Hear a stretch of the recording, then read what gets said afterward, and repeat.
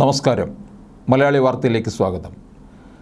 പ്രധാനമന്ത്രി നരേന്ദ്രമോദിക്കെതിരായ അപകീർത്തികരമായ പരാമർശങ്ങളുടെ പശ്ചാത്തലത്തിൽ അവിശ്വാസ വോട്ട് ഉൾപ്പെടെ മാലദ്വീപ് പ്രസിഡന്റ് മുഹമ്മദ് മുയിസുവിനെ പുറത്താക്കാനുള്ള നടപടികൾ സ്വീകരിക്കണമെന്ന് മാലദ്വീപിലെ പാർലമെൻ്ററി ന്യൂനപക്ഷ നേതാവ് അലി അസീം, ഞങ്ങൾ ഡെമോക്രാറ്റുകൾ രാജ്യത്തിൻ്റെ വിദേശ നയത്തിൻ്റെ സ്ഥിരത ഉയർത്തിപ്പിടിക്കാനും അയൽ രാജ്യത്തെ ഒറ്റപ്പെടുത്തുന്നത് തടയാനും പ്രതിജ്ഞാബദ്ധരാണ്. പ്രസിഡന്റ് മുഹമ്മദ് മുയിസുവിനെ അധികാരത്തിൽ നിന്ന് നീക്കം ചെയ്യാൻ ആവശ്യമായ എല്ലാ നടപടികളും സ്വീകരിക്കാൻ നിങ്ങൾ തയ്യാറാണോ? അവിശ്വാസ വോട്ട് ആരംഭിക്കാൻ തയ്യാറാണോ എന്നാണ് അസീം എക്സിൽ പറഞ്ഞിരിക്കുന്നത്. മോദിയുടെ ലക്ഷദ്വീപ് സന്ദർശനവുമായി ബന്ധപ്പെട്ട് മാലിദ്വീപ് മന്ത്രിമാർ നടത്തിയ അപകീർത്തികരമായ പരാമർശങ്ങൾ വിവാദമായിരിക്കുകയാണ്. ലക്ഷദ്വീപിൽ വരാനിരിക്കുന്ന വികസനങ്ങൾ സമ്പദ് വ്യവസ്ഥയ്ക്ക് വലിയ ഉത്തേജനം നൽകുകയും തദ്ദേശവാസികൾക്ക് അവസരങ്ങൾ സൃഷ്ടിക്കുകയും ചെയ്യുമെന്നും പ്രഫുൽ പട്ടേൽ പറഞ്ഞിരുന്നു. ടൂറിസം അടിസ്ഥാന സൗകര്യങ്ങൾ വർദ്ധിപ്പിക്കാൻ ഭരണകൂടം സജീവമായി പ്രവർത്തിക്കുന്നു.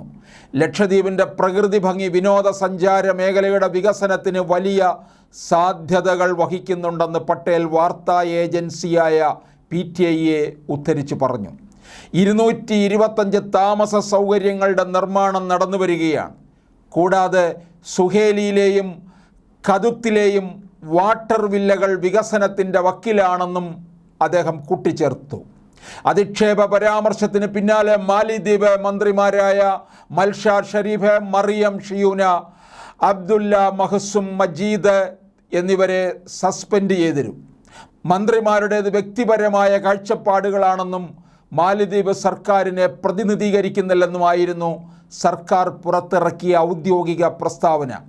സാമൂഹിക മാധ്യമങ്ങളിലൂടെ നടത്തുന്ന വിദ്വേഷ പരാമർശങ്ങൾക്കെതിരെ നടപടിയുണ്ടാകുമെന്നും സർക്കാർ വ്യക്തമാക്കി. ദ്വീപ് സമൂഹങ്ങളിൽ വിനോദസഞ്ചാരം പ്രോത്സാഹിപ്പിക്കുന്നതിനായുള്ള പ്രധാനമന്ത്രിയുടെ ലക്ഷദ്വീപ് സന്ദർശനത്തിന് പിന്നാലെയാണ് വിവാദം തുടങ്ങിയത്. മോദി പങ്കുവച്ച ചിത്രങ്ങൾക്ക് താഴെ 3 മാലിദ്വീപ് മന്ത്രിമാർ അപകീർത്തികരമായ പരാമർശങ്ങൾ നടത്തി. ഈ കമൻറ്റുകൾ സോഷ്യൽ മീഡിയയിൽ വലിയ ചർച്ചയായി.